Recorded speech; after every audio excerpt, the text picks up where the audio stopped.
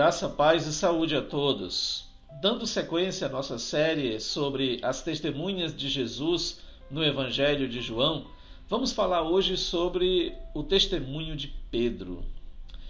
Está registrado em João capítulo 6, versículo 69, que diz assim: E nós temos crido e conhecido que tu és o Santo de Deus.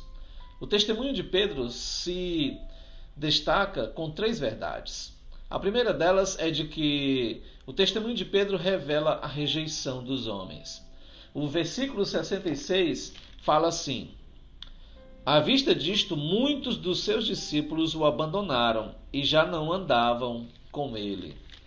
É verdade que muitas pessoas seguiam a Jesus por causa dos seus milagres, por causa da sua pessoa carismática, mas quando Jesus então começa a falar, começa a ensinar, começa a pregar as verdades de Deus expostas na sua palavra, nas suas pregações, as pessoas não resistem àquele sermão, as pessoas não resistem àquelas palavras duras e então abandonam Jesus.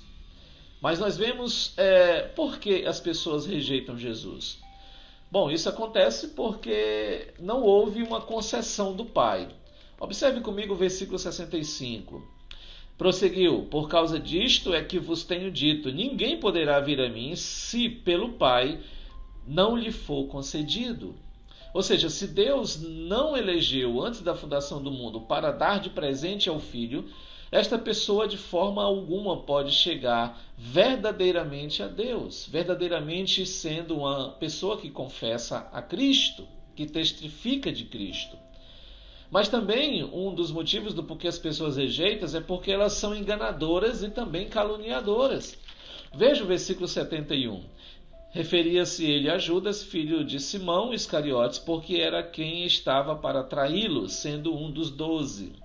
Veja que, mesmo sendo um dos mais próximos de Jesus, Judas, mesmo assim ele ainda o traiu. Mesmo assim ele não só abandonou, mas o traiu.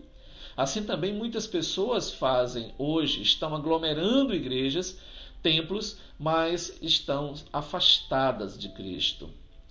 Mas nós vemos também, em segundo lugar, o testemunho de Pedro, ele responde interrogação. Veja comigo o versículo 67 do texto que nós estamos estudando de João. Então perguntou Jesus aos 12, porventura quereis também vós outros retirar-vos? Bom, visto que muitas pessoas abandonaram Jesus depois do seu discurso, Jesus pergunta. Jesus faz uma pergunta tremenda que vai no profundo do íntimo, no coração das pessoas, dos seus ouvintes, dos seus discípulos. Mas por que Jesus faz tantas perguntas? Primeiro, para causar reflexão. As perguntas de Cristo, elas são para nos trazer reflexões. Será que sou eu o traidor? Lembra quando ele falou isso na instituição da ceia? E os discípulos falavam, será que sou eu o traidor? Jesus falava, um de vós há de me trair. E eles perguntavam, sou eu, Senhor? Sou eu?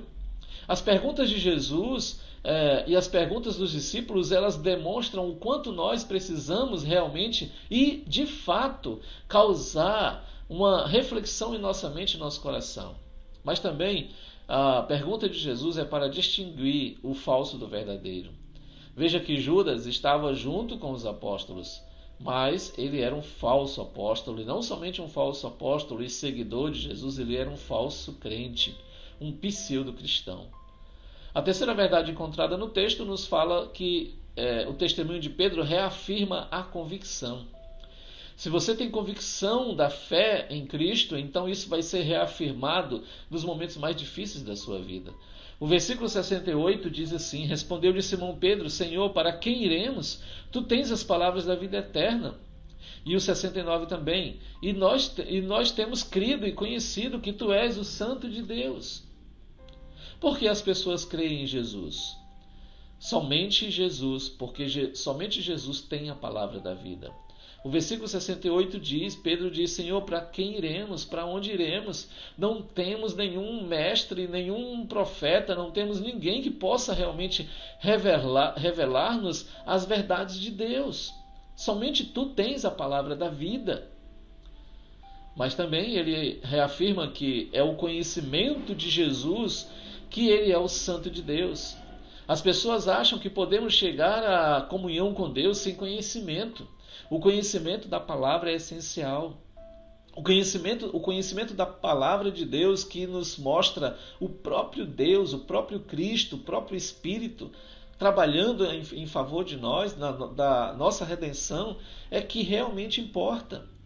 E que assim isso seja nossa convicção, para que assim nós possamos também testemunhar, como Pedro testemunhou, e que possamos também sermos salvos, em primeiro lugar, antes de testemunhar, para que não testemunhemos daquilo que não conhecemos. Que Deus em Cristo Jesus nos abençoe, para tão somente crermos em Cristo como nosso Salvador e Senhor, como também para testificarmos dele às outras pessoas. Amém.